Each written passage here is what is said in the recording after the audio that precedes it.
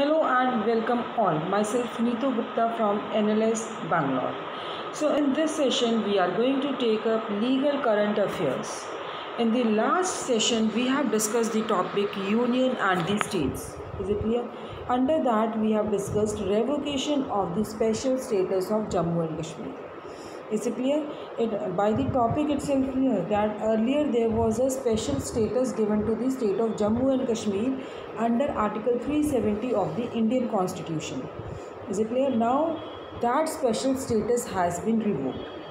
So they have their own penal code, they have their own constitutional law. Only Article 1 and Article 370 of Indian Constitution was applied to them. But after revocation, whole of the law of India is applied to the state of Jammu and Kashmir. Is it clear? Article 370, what is the relation of Jammu and Kashmir with Indian Union? तो article 370 में आपको क्या बताया है? It was a temporary provision जिसमें कहा था कि special status to Jammu and Kashmir. Now article 35A में क्या है? They have defined the term permanent residents. Is it clear? So permanent then key changes क्या हुए after revocation? What are the key changes? What are the changes that have made in the Jammu and Kashmir? So there are two changes major. First is constitutional application to Jammu and Kashmir Order 2019 and second is Jammu and Kashmir Reorganization Act 2019. Is it clear? I'm just discussing it in brief because already I have made videos on this topic. Next topic is Legislative Council. So legislative council सिर्फ कितने states में? आपके पास 6 states में है. और ये Jammu and Kashmir में भी था, लेकिन अब ये गवर्नमेंट ने अपना ये ऑर्डर जम्मू एंड कश्मीर के लिए ऑर्डर दिया and they have abolished legislative council of the state as per section 57 of Jammu and Kashmir state reorganisation act 2019. Legislative council को विधान परिषद भी कहा जाता है. एंड ये जो हर एक स्टेट में नहीं है legislative council, there are only 6 states. कौन कौन सी स्टेट्स हैं वो? Bihar, Uttar Pradesh, Maharashtra, Karnataka, Andhra Pradesh, Telangana. Is it clear? Legislative council permanent body है. इसके जो मेंबर्स हैं they 1/3 members retire after every second year. Qualification क्या? Citizen of India, not less than 30 years of age. Is it clear? So legislative council can be created and abolished. किस तरह से? By simple majority. Then we have कि जो इसकी legislative council की composition क्या है? तो मिनिमम 40 मेंबर्स और maximum shall not have more than 1/3 number total number of members of legislative assembly of the state. Is it clear? Then how they are elected? By whom they are elected? So 1/3 MLCs they are elected by MLAs. 1/3 special electorate comprising of the local government जैसे कि municipality and district boards. Third 1/12 electorate of teachers. Then 1/12 of our registered graduates. And others remaining जितने भी बच्चे गए हैं वो governor appoint nominate करता है. बट जिनको नॉमिनेट करा they have special knowledge in arts, science, literature, cooperative movements, social services. Chairman है, डिप्टी चेयरमैन है. हर एक स्टेट में जिनमें लेजिस्लेटिव काउंसिल है वो 2 मेंबर्स अमंग से मेंबर्स चूज़ करेंगे, chairman and the deputy chairman. Is it clear? Then we have discussed about the status of pending of bills. कि अगर बिल पेंडिंग पड़ा है और कोई हाउस से डिज़ोल्व हो जाए and that has not been pass, तो क्या स्टेटस, क्या बिल का क्या स्टेट होगा? बिल लैप्स होगा या bill will remain continue. Next restrictions on the powers of legislative council as to bill other than the money bill. So in this क्या है कि अब what are the restrictions? Legislative council के पास जो powers है क्या उन पे कोई रिस्ट्रिक्शंस है रिगार्डिंग द बिल्स? ठीक है, दैट वी हैव डिस्कस कि अगर लेजिस्लेटिव असेंबली ने पास कर दिया है और उनके पास लेजिस्लेटिव काउंसिल भी है उस स्टेट के पास, then they have transfer the bill to the legislative council. अगर लेजिस्लेटिव काउंसिल ने बिल रिजेक्ट कर दिया या 3 महीने के अंदर पास नहीं किया उन्होंने, या फिर है कि वो उन्होंने अमेंडमेंट्स के साथ पास किया, तो क्या पोजीशन होगी? Is it clear? अगर उन्होंने अब सेकेंड बिल भी पास कर दिया है लेजिस्लेटिव असेंबली ने तो तब भी बिल रिजेक्ट कर दिया, या विद इन 1 month उन्होंने लेजिस्लेटिव काउंसिल ने पास नहीं किया, या फिर आपका है कि they have pass with the amendments, तो उसमें क्या होगा, what will be the position, we have discuss this, okay. तो पोजीशन उसमें था कि जब सेकेंड टाइम बिल पास होगा, that shall be deemed to have been passed by the house of legislature of the state in the form in which it was passed by legislative assembly for the second time. Clear? Now let us start with the third topic, that is Dadra and Nagar Haveli and Daman and Diu merger of Union Territories Act 2019. Is it clear?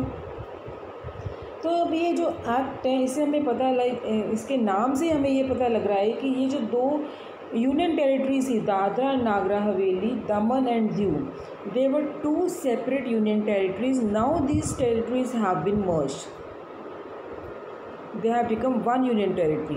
तो जब Jammu and Kashmir को दो territories में इन्होंने divide किया था, Jammu and Kashmir and Ladakh, at that time we were having 9 union territories, but after the merger, after merging Dadra and Nagar Haveli and Daman and Diu, now we have 8 union territories. कौन कौन सी है? Andaman and Nicobar island, Chandigarh, Dadra and Nagar Haveli, Daman and Diu, the 4th Delhi, 5th Jammu and Kashmir, 6th Ladakh, 7th Lakshadweep and 8th is Puducherry. Is it clear? तो ये main इसका है कि why this has been मर्ज, ये जो दो यूनियन टेरिटरीज़ हैं इनको मर्ज क्यों किया गया है? एडमिनिस्ट्रेशन की जो एफिशिएंसी है उसको इम्प्रूव करने के लिए, एडमिनिस्ट्रेटिव एक्सपेंडिचर्स को रिड्यूस करने के लिए, जो सर्विसेज वो डिलीवर कर रहे हैं उसको इम्प्रूव करने के लिए, बेटर मॉनिटरिंग फैसिलिटीज स्कीम के लिए। Is it clear? सो किस लिए की गई है इनको?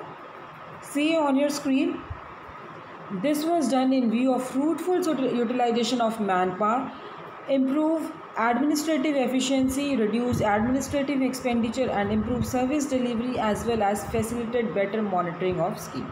Is it clear? So now what are the key features of this act?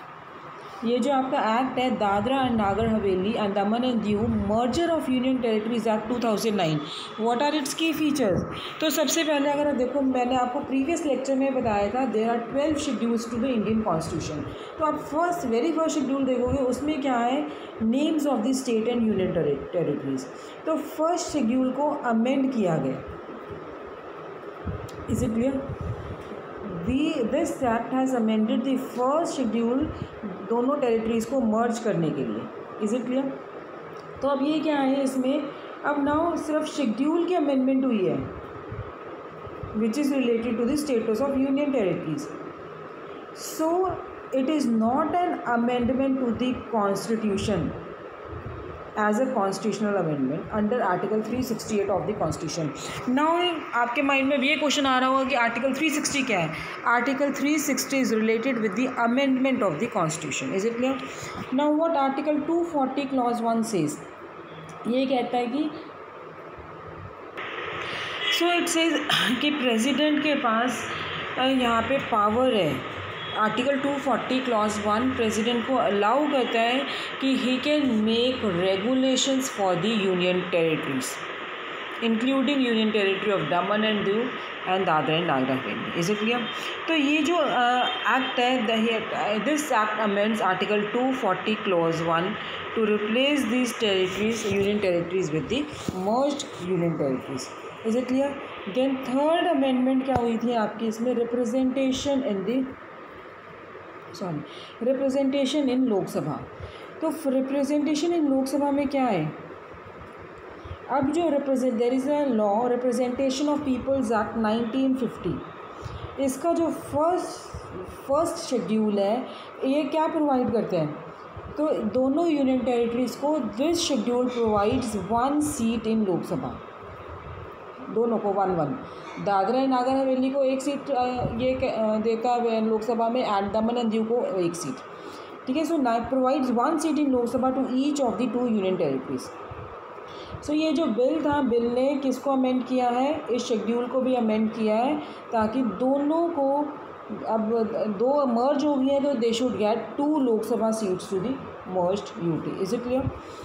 Then jurisdiction of high court, jurisdiction of high court, अब इसमें दोनों हाई कोर्ट है, ये जो दोनों आपकी दादरा नागर हवेली है एंड दमन एंड दीव जो मर्ज यूनियन टेरिटरी है, इसका एक कॉमन हाई कोर्ट होगा, that is high court of Bombay. Is it clear? Next अब ये है कि आपका ये इन्होंने बताया they have 28 states and 8 union territories. तो this was the topic of Dadra and Nagar Haveli and Daman and Diu merger of Union Territories Act 2019. So let me repeat for you, ये दोनों यूनियन टेरिटरीज़ दो यूनियन टेरिटरीज़ थी, ये मर्ज हो गई हैं। And what are there की फीचर्स क्या हैं? कॉन्स्टिट्यूशन में अमेंडमेंट हुआ है, फर्स्ट शेड्यूल में अमेंड हुआ है, देन आर्टिकल 240 क्लॉज 1 अमेंड हुआ है आपका, then we have representation in Lok Sabha, तो representation of peoples act of 1951 amend हुआ है। देन ज्यूरिसडिक्शन क्या है हाई कोर्ट की, that will remain continue as high court of Bombay. Then we have 28 union states and 8 union territories. Is it clear? So in the next session we are taking up the next topic, that is National Commission for Scheduled Tribe recommends tribal area status for Ladakh. Thank you.